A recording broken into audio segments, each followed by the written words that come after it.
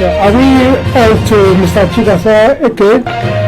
Exactly. Thank you, sir. I'm Mr. Chigachiki, Port Harcourt-based public affairs analyst. All right. You are welcome to Asset Television, Abuja.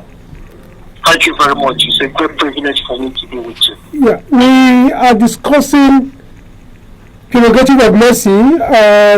Recently, we of course, we all knew what happened in Nigeria. The president granted some amnesty to some convicted persons, those in life, with life imprisonment, those under death punishment, those that had committed offense before that were jailed.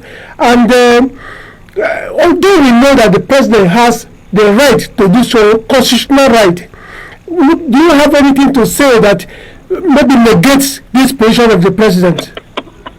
Exactly. In the first place, I am one of those Nigerians to commend President Bola Ahmed Tinubu for exercising his powers under Section 175 of the 1999 Constitution in pardoning some compatriots who found themselves on the wrong side of the law. It is a good thing in all countries and climes. Such a thing is obtainable, it is legal. The way we take exception is that you cannot be talking of mercy in a country that conspired to imprison its citizens overseas. In the Niger Delta here, I am telling you my opinion is a true reflection of the mainstream opinion. The Ijaw ethnic nationality, under the auspices of the Ijaw Nation Forum, is not happy with President Bola Ahmed Tinubu. And the reason is that it recently came into the open that Henry Oka and Ijaw son, a gentleman that saved the Ijaw nation from imminent destruction by international oil companies and the military, was unjustly imprisoned in South Africa. South Africa has no South African court has a jurisdiction in a crime allegedly committed in Nigeria. That is point number one. So Henry Oka is not supposed to be imprisoned.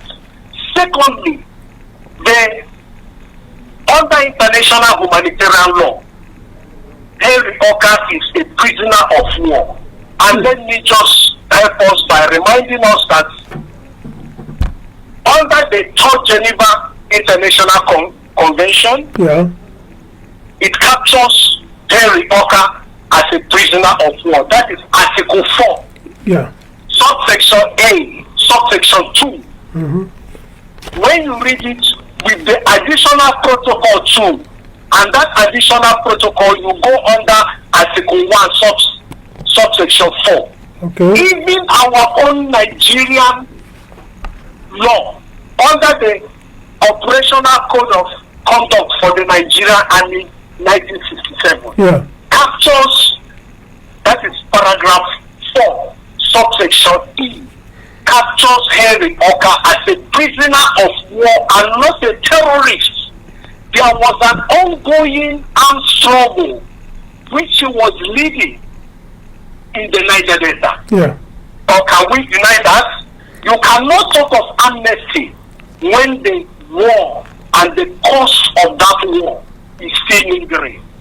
And to tell you that we know what we are talking about. Are you saying the president was wrong to have given him amnesty?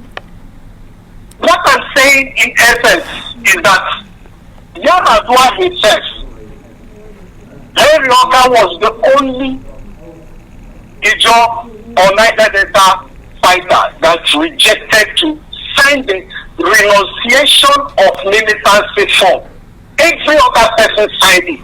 And his own private agreement with this country under Yar'Adua is that if Yar'Adua should develop the Niger Delta, there will be no militants. But if Yar'Adua refuses to develop the Niger Delta, then he was going back to Armstrong.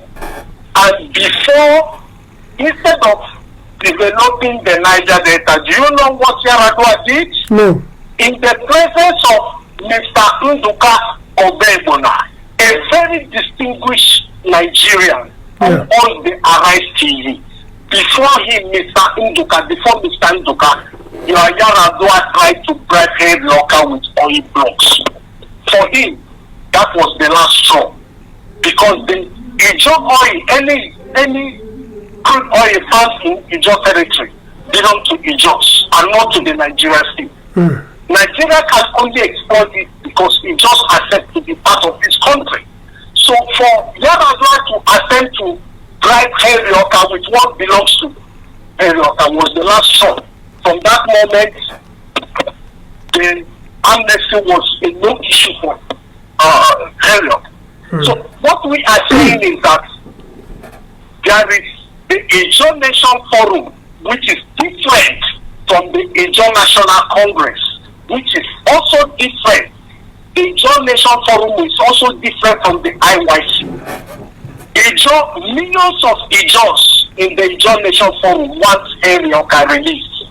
So the best thing in the exercise of mercy by this our considerate president, President Bola Ahmed Tinubu, is to send an immediate signal to President Cyril Ramaphosa in South Africa to release Henry Oka urgently, immediately, unconditionally, and in set condition. He must work because he's not a terrorist. The armed struggle in the Niger is ongoing. Don't deceive. What Nigeria just succeeded in doing is to pick a handful of Ijo ex-militants and get them oil pipeline surveillance contract. Yes. If the argument is that amnesty ended the war, can also Rock explain to Nigerians why the Ijo huge settlement, the Ijo territory of Ayakromi, was destroyed in December 2010? Why was that? And we have even Asari Dokubo on the 12th of August 2023 telling Nigerians that he had a private military company. In other words, that's euphemism for mercenary. Why is the Nigerian state recruiting private military contractors to kill people in the Niger Delta? Why is that? All these things boil down to the fact that the Niger Delta problem is still lingering. There is a very serious armed struggle going on. But when you don't want to recognize the fact that you have problems at your doorsteps, then you'll be doing the wrong thing. So this gentleman is desirous of seeing the Niger Delta developed. And it was his words that actually convinced Nigeria to bring in Jonathan as the vice president. But as it often happened in this world, Jonathan, who was the greatest beneficiary of Henry Oka's wars, turned out to be the man that illegally jailed him. Because the corruption, part of the corruption that went into illegally detaining him and jailing him is that when that bomb detonated at the Eagle Square on the 1st of October 2010, Jonathan made sure that he would have nationalized South African assets in Nigeria, especially MTN. And that put fears into Cyril Ramaphosa, who was in 2010 the chairman of MTN, agreed to MTN head office in Rutherford, South Africa. So that made him, and Ramaphosa appealed to corrupt Jacob Zuma. And Jacob Zuma had to insult the judiciary to sabotage Henry Oka's case matter. And that is just what happened. So, as God will have it, this gentleman said that he is the president right now. The Ijo Nation Forum on the 1st of October this year, just a couple of weeks ago, sent a delegation by name Kabuwai Akamandi all the way to Union Building in Pretoria. I have been there before. Telling them, handing over a petition, and this petition was signed by no other person than His Royal Majesty King Alfred get his beef. Okay. The first military governor of Rivers State was a signatory to the petition that the Niger Delta is rescued and that this gentleman must be brought back to Nigeria because he wasn't a terrorist. So let me ask you now, what exactly do you want to be done to Henry Oka as against what Asadi Dokubo is doing, Tom Polo is doing? So what exactly do you want? No, look at it. It is very wrong to think that the federal government giving Tom Polo partners of the last contract. Fine. And this gentleman in private military contract that they have pocketed the John Nation. It is not the case. The John Nation Forum is very active. They are leaving no stones unturned. So to answer your question, President Bola Ahmed Tinubu should immediately signal President Cyril Ramaphosa of South Africa to release Henry Oka unconditionally, immediately, and without any injury to him. He must come home and pacify things. Okay. No matter what anybody is thinking, we believe in the righteousness of his trouble. Because look at what is going on. Did he commit any crime? When in September 2014, the private jet of Pastor Ayo Olusegun was confiscated at Lanseria in South Africa. Yes. With $10 million cash. Yes. That was a bribe from President Jonathan. Colonel Jonathan to President Jacob Zuma of South Africa. That is just one. And there is a company called Sac Oil, which today is trading as Efora Energy Limited. Henry Oka was arrested illegally in South Africa on the 2nd of October 2010. Barrister Anton Ackerman, who was in charge of South African Prosecuting Authority, that Nigerian state has no desire or reason to prosecute Henry Oka or to ask for his extradition. I have the matter. I spent quite a lot of time in South Africa, and while I was in South Africa, I was the National Secretary of Ohanaeze Ndigbe, South Africa. Okay. My president was Chief Badly Mombasa. And the youth leader is today an Abuja-based barrister at law. He studied law at University of South Africa. Okay. So I only need to call my secretary and they go to any court in South Africa and give me the document to pay for it and pass it. So I can give you a document. Can you imagine where Justice Richard Zondo, the former Chief Justice of South Africa, will go to the Constitutional Court, ask for Henry Oka's file and mutilate it, remove some pages to make the application technically invalid. That is what we are saying. So you cannot be talking of mercy when you have our persons shared through corruption in South Africa. It's not tenable. So President Tinubu should send a signal to Cyril Ramaphosa of South Africa to release Henry Oka. If anybody is looking for terrorists, then let us ask ourselves the people that planted the bomb that killed the former chief of army staff, General Ibrahim Atahiru. Okay. General Danjuma Ali Kesi made it abundantly clear to us that General Atahiru was killed by Islamic sympathizers in the military. For that, he was retired. If anybody is looking for terrorists, we know where they are. They are in Zamfara mining gold, killing innocent people. This gentleman, Henry Oka, did what he had to do in order to save his own life. And there is no apology about it. So we really want peace. We love this country. Yeah. We have already elected President Tinubu as our leader. And contrary to what anybody is thinking, the Southeast is becoming increasingly receptive of him because we know he gave us 3 universities. Okay. It's better than nothing. Yeah. Even though we would have loved him to build the Aba Inland Dry Ports, Muhammad Buhari built the Dala Inland Dry Port in Kano. He built another one in Kaduna, and he built Lekki under 20 votes. And neglected South. Yes, there's nothing here for us. Even the railway modernization project, he built from Lagos to Maiduguri and built in the north. The materials meant to build the Eastern Red Line, he took it to Niger Republic and built railway line there for them.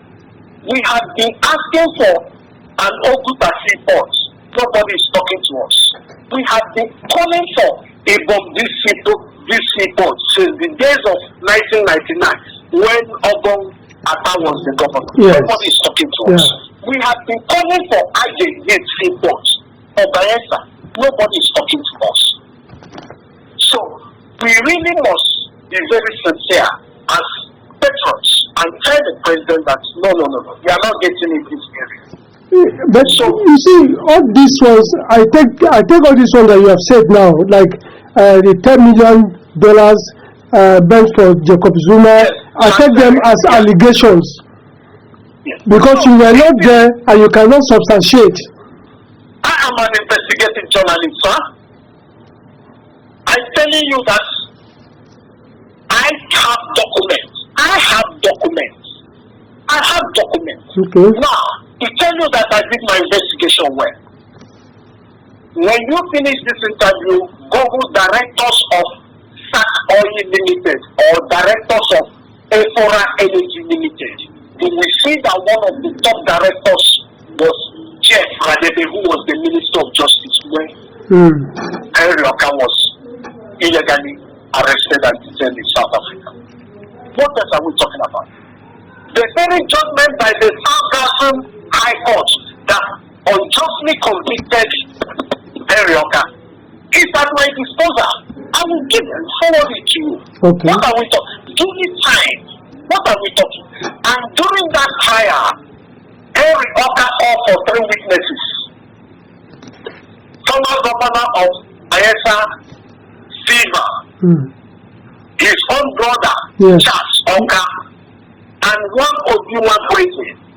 It is the responsibility of Nigeria not to hinder and prevent his witnesses from going to South Africa, even if Nigeria will not help them go to South Africa. But they were frustrated from going.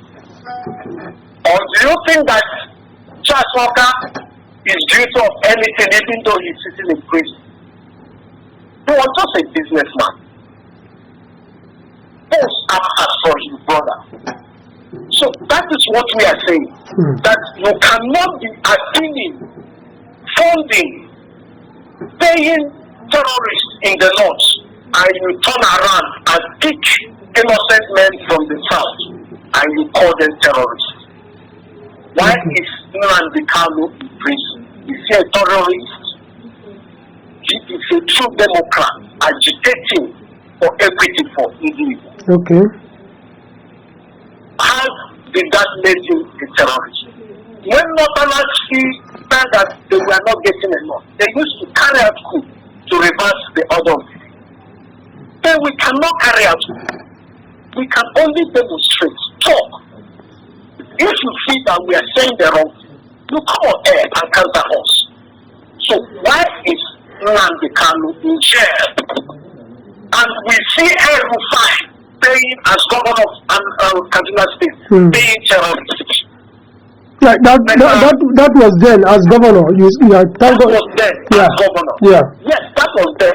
But it was also at the same time that Kanu was clamped down, illegally abducted from Kenya and clamped in prison. If he's guilty of anything, convict him within 1 month and let him go and test his music. But if he's not guilty of anything, you do not hold him and thinking you are humiliating English. You can't humiliate English. That is what we are talking about. Now, the problem that is making the Niger Delta re-rescue is that they want the entire Niger Delta minority, want Herioka back home. That's what we wait about. And the petition was submitted, as I said, on the 4th of October this year. And the people that put their signature on that petition are not small characters. They are deep characters, deep characters, patriotic characters. This thing cannot go on. It is impunity. All kinds of corruption went into the imprisonment of Herioka, and there must be an end to injustice.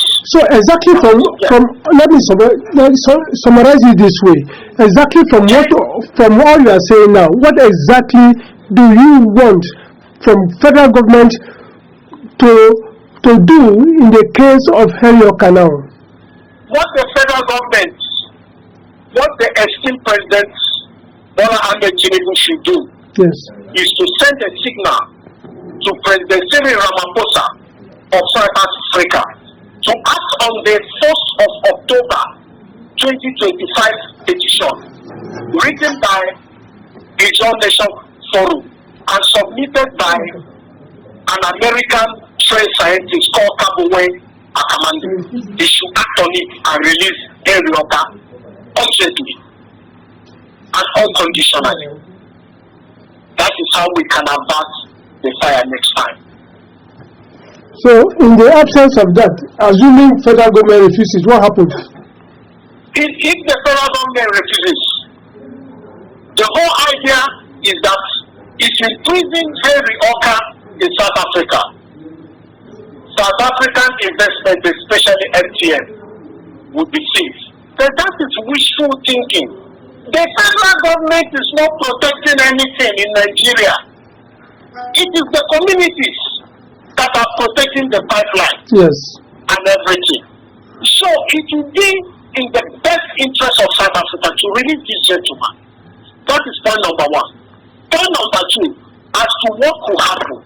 In literature, we talk about impossible probabilities. And not, of course, we also talk about probable impossibilities. The improbable possibility is that anything can happen. Exactly. Anything can happen. They have told South African government that, look, under Jacob Zuma, by the way, the money which Jacob Zuma used in renovating his country home that led to his impeachment and the sacking from the president was not stolen from South African coffers. It was part of the 10 million cash bribe given to him. And he received it through an NGO owned by his second wife called Nokumelelo Zuma. So they gave him around 4 million to 5 million in that bribe money. And that was what Jacob Zuma used in renovating his country home. And he couldn't account for it. It wasn't South Africa. By the way, sir, I'm hearing you. The whole truth is that if you see the kind of corruption that went into imprisoning Herioka, you will be very ashamed to be in Nigeria. And the principal actors of those corrupt practices were the former President Goodluck Jonathan, Cyril Ramaphosa when he was the MTN chairman, some senior members of ANC, African National Congress, international oil multinationals in the Niger Delta. They all came together and protected themselves to perpetuate that impunity. So where we are is that there is an attempt, of course, by the man himself,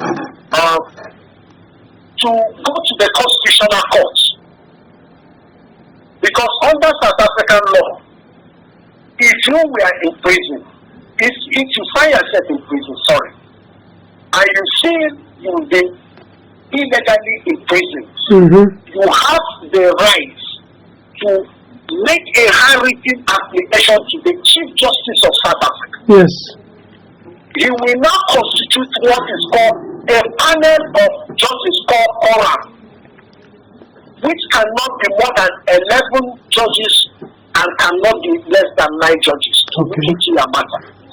That says in court, if it is the opinion of this panel of judges that you were illegally in prison, just like Henry Oka is, you will be set free. But like Henry Oka, excuse me, like Henry Oka, there are so many Nigerians, so many other Nigerians too, in that same situation. What will you say about them? Let us not pin it down to Henry Oka. There are other Nigerians who also are in this situation, and the federal government is very much aware. What do we say about them? Where are they? Are they in prison here in Nigeria or some in like Niger, like Chad, and even that South Africa you are talking about? Thank you. You've given me a lead. It is the responsibility of every society. That is what social contract is all about. It is the responsibility of every state, modern state, to protect its citizens from internal and external hazards. We agreed to surrender our rights to the Nigerian state. In exchange, the Nigerian state will protect you and I from internal and external dangers. Exactly. So we are now talking about in the shadows of this presidential pardon. We are saying it is the right thing. Even though I am personally not comfortable that President Bola Tinubu pardoned 41 illegal miners, but he never pardoned any oil bunkers in the Nigeria. They have told South African government that, look, under Jacob Zuma, by the way, the money which Jacob Zuma used in renovating his country home that led to his impeachment and the sacking from the president was not stolen from South African coffers. It was part of the 10 million cash bribe given to him, and he received it through an NGO owned by his second wife called Nompumelelo Zuma. So they gave him around 4 million to 5 million in that bribe money, and that was what Jacob Zuma used in renovating his country home, and he couldn't account for it. It wasn't South Africa. By the way, sir, I'm hearing you.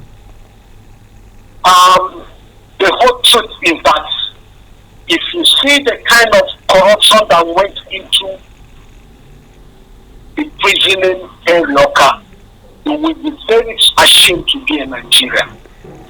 And the principal actors of those corrupt practices were the former President Goodluck Jonathan,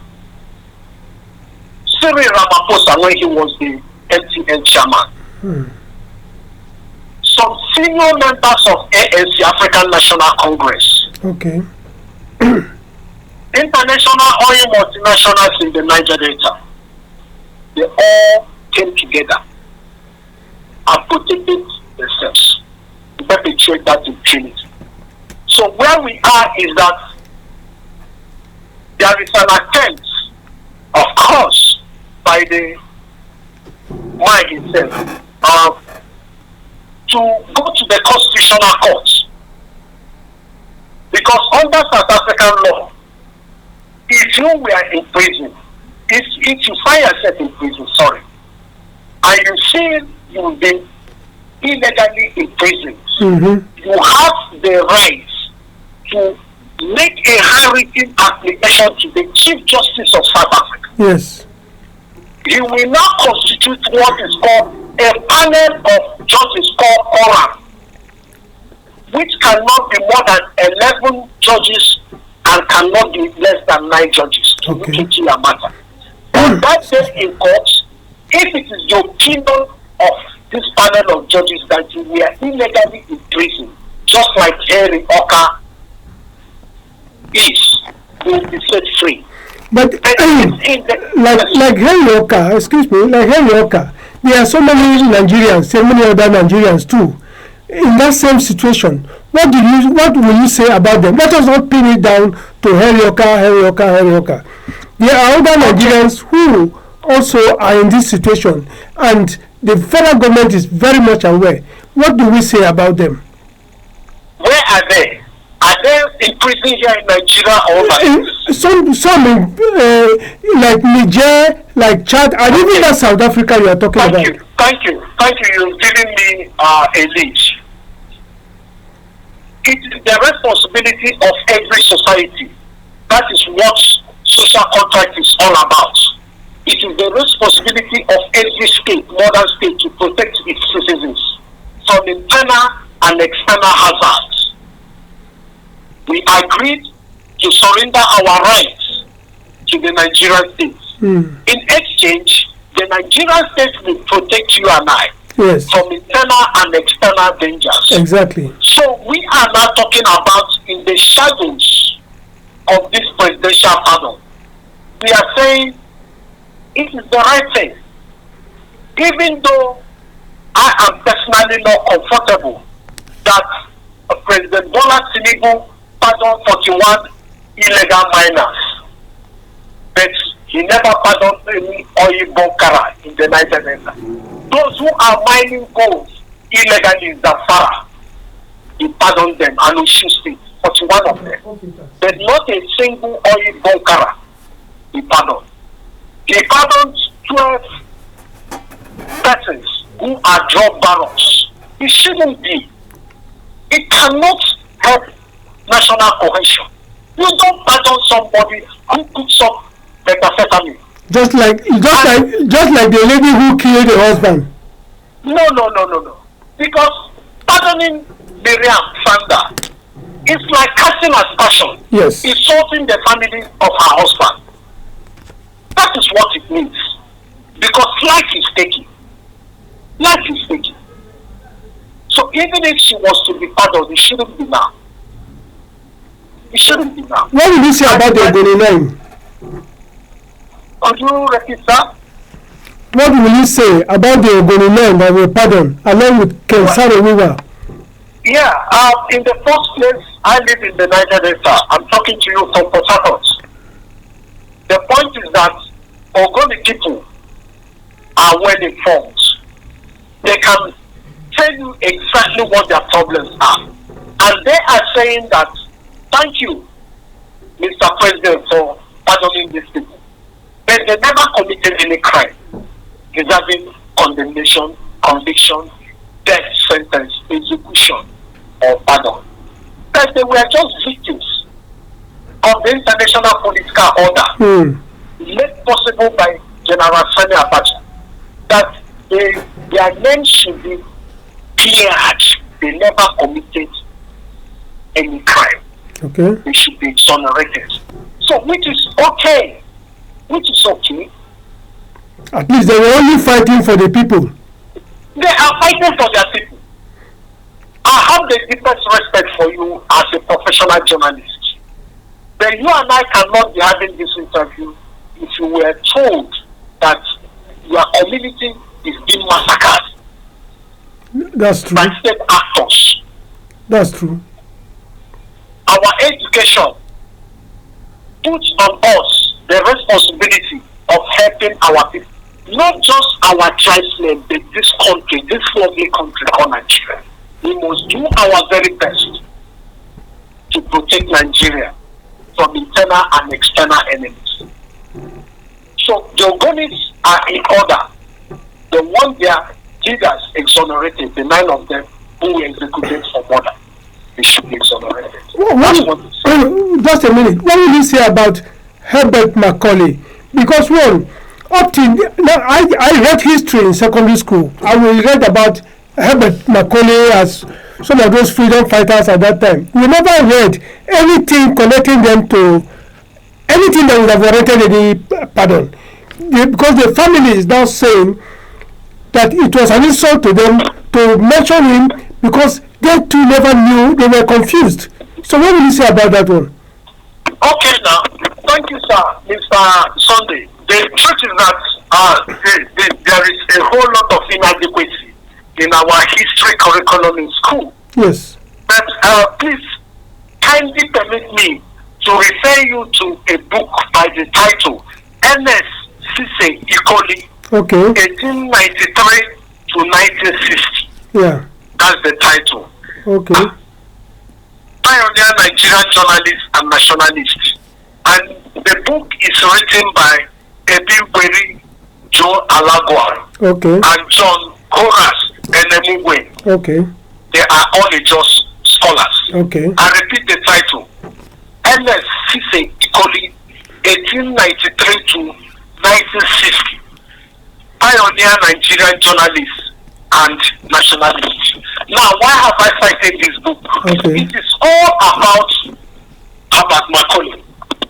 Herbert Macaulay originally was not a Nigerian. Okay. He came from Sierra Leone. So, he pioneered Nigerian nationalism movement as we know it today. The nationalist movement of those days. Exactly. With NSA calling, whom we are not even hearing his name anywhere. Because when the first political party was formed in Nigeria, NSA calling was less than 15 years, but he was the secretary of that political party. And it was part of the pressures mounted on the colonial government that led to the amalgamation of 1914. Now, when you read the official historiography of Nigeria, you don't hear much about NS Ikoli. Nothing was said to the administration. And very little you hear about Macaulay. So there was a land case, and he was duly convicted. It is there, gazetted. Okay. But he was convicted for doing the right thing. Is he a criminal? So President Tinubu did the right thing by clearing his name. Okay. I would expect everybody to understand that. But again, in doing that, he opened the wounds that were closed. Because some people never knew this aspect, never knew about this aspect. Now, Exactly. they have gone back to history to now find out what did Herbert Macaulay do that now warrants him an amnesty. When the colonial government is after you, it can cook up anything. Okay. A corrupt Nigerian president was after Nnamdi Kanu. Did Nnamdi Kanu do anything wrong? They couldn't get him, so they went to Kenya and abducted him. Just like they tried to do to Marujiko in the 1980s. When the establishment is after you, they'll cook up something. Yeah. And that is why we are very happy that a prestigious and pragmatic body like the Ijaw Nation Forum uncovered a whole lot of corruption that went into the imprisonment of their son. Yeah. Okay, now, That's why. sorry, because our time is going up. Before we go now, the pardon, the clemency, or the parole, whatever name anybody you give it a name that suits you. All these things that President Tinubu did, will you say all is political? No, they are not really political. For instance, in the pardoning of Miriam Sanda, what is political about it? I think he pardoned her on the ground of that she's a young Muslim mother. But then, that is being insensitive to the family of her victim, honestly. Whether you like it or not, her victim was loved by his family. And it was something that is avoidable. So he's not pardoning Nigeria because of 2027. When 2027 comes, a lot of people will vote differently. A lot of people will vote. Are you not in Nigeria? Are you not knowing don't you know what is going on where Nigeria is becoming a one-party state? Yes, Nigeria, you see governors defecting. Yes. Even second-term governors.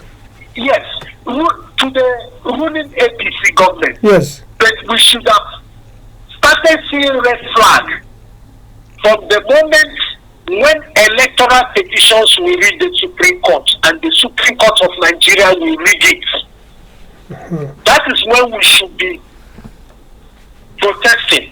But you can never really succeed politically or democratically with the type of Supreme Court we have.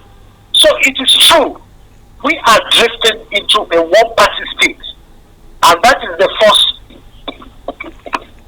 step, a necessary condition for dictatorship. So it's not necessary. Okay, Mr. Eke, I think I want to thank you so much for this time with you. We have exhausted so many issues here, and I thank you so much. We'll find time again and talk more. And maybe when you are in Abuja, maybe you come to the studio so that we analyze these issues much more better with visuals. Thank you so much, Mr. Eke. Thank you, Asset TV. You are a very reputable and time-tested outfit. Thank you very much. You're welcome.